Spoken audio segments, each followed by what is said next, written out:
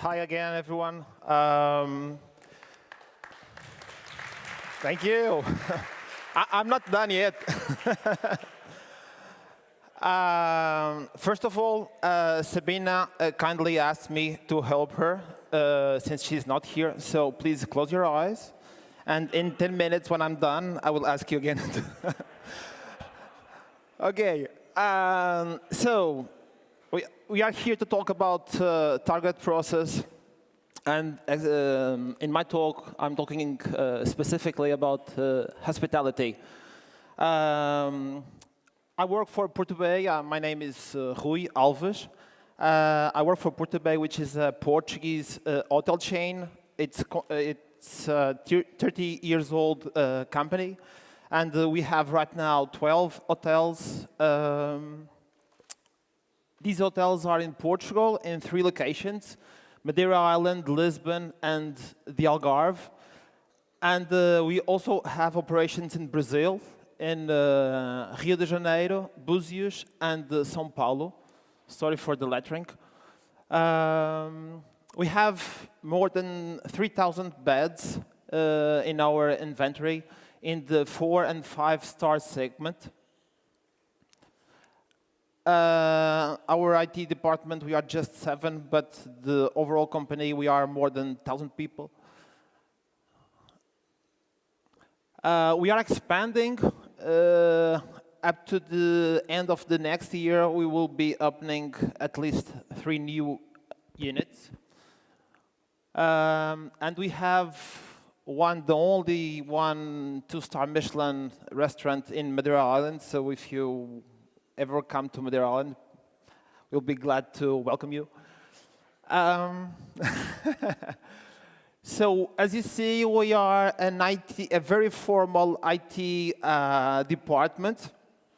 As you can see here and here, this is part of our Merry Christmas video to the community inside the company. OK. So let's go to the real thing. Back to the summary of 2016, there was a massive overload. This is our week for the entire month, for the entire year. And this was like this for 3 years in a row. So it was time to take a deep breath and think things differently. So the compressing forces. For you to have an idea, each new unit we open, it represents around 40 sub-projects for us to deal with in the IT department. Dozens of projects in backlog, ranging from business analytics and discovery to mobility and providing contextual information to the operations. The guy doing the check-in, the guy delivering the room service, the lady or the guy doing your bed. They need contextual information because we live in this. We live in an era in industry where you fully rely on reputation, and either you deliver a great product or people are inside your facilities using your infrastructure saying, don't come here, this is not good. So, and of course, core IT needs that need to be take care. Existing tools failed to help us effectively at the time back in 2016, namely Microsoft Project and Wunderlist. Microsoft Project, I don't need to explain it. We had already several examples. Wunderlist did a great job, but it's really niche. It's just to keep track of your to-do list and check your workload with your teammates. But there was a real need to communicate either with the team and upper to the board, and to empower team members to give them ownership on the projects. Otherwise, you will be needing this management level that we have been talking for 2 days, wiping people. This is not the way we want to go. And we need, of course, organic, up-to-date data so we can communicate. of course, having a small team of 7, as you have seen already. But fortunately, during my summer holidays, Google is your friend, and I finally came across with Targetprocess. And this visual management subject that we have been discussing, it's really the core. And we truly embrace and believe in this.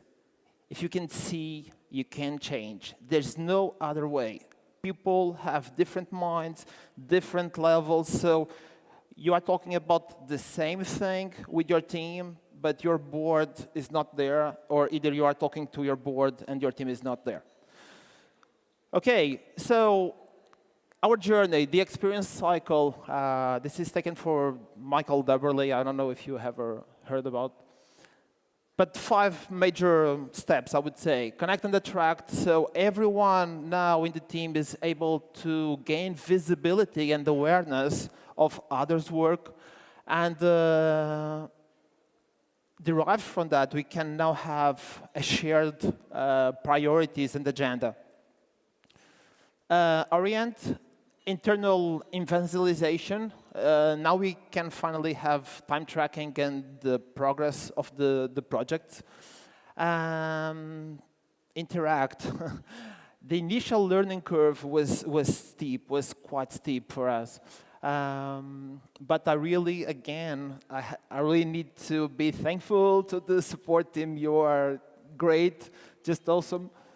And extend and retain. Now we are moving to portfolio management, willing to do things such as budget and goals management. And advocate. Now there are other departments asking for that fancy tool. As being the head of one department, I have a seat on the executive commission, which meets every 2 weeks. And in January, people bring the results and what they are willing to do for the next year.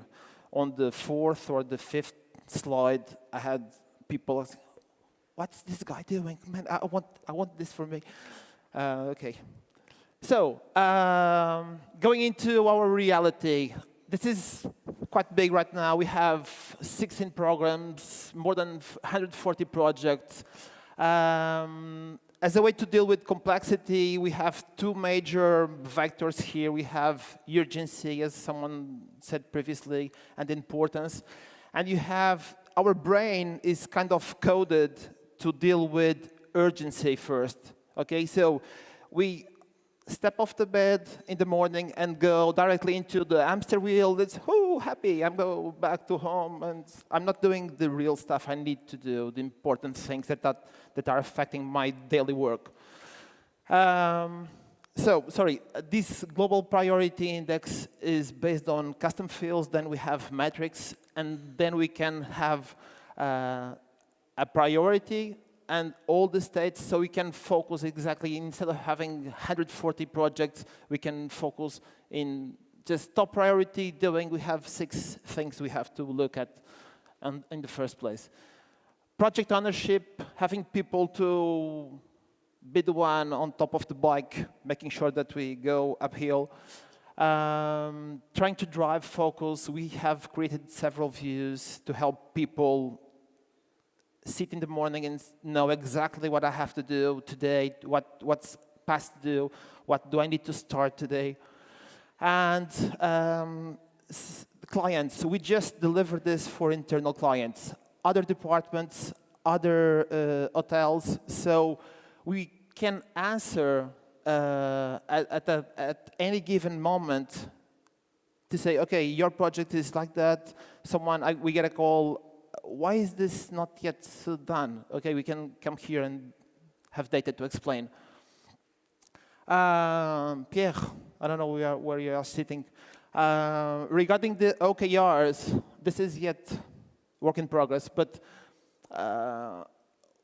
we have these goals, these aspirational, the purpose, things in a long term. Then you have these objectives, something that is clear, measurable, and tangible.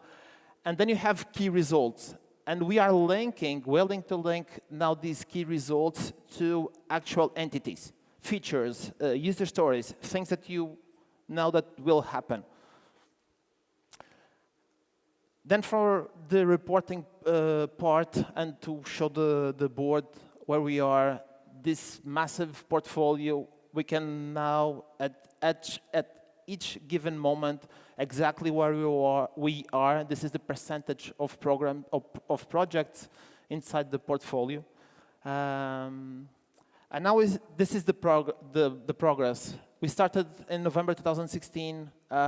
This is the initial load of projects inside Targetprocess. And this is how the projects have been evolving over time. So we are struggling to reduce the amount of things that we are doing because we are playing 7 instruments at the same time. And this is not productive at all.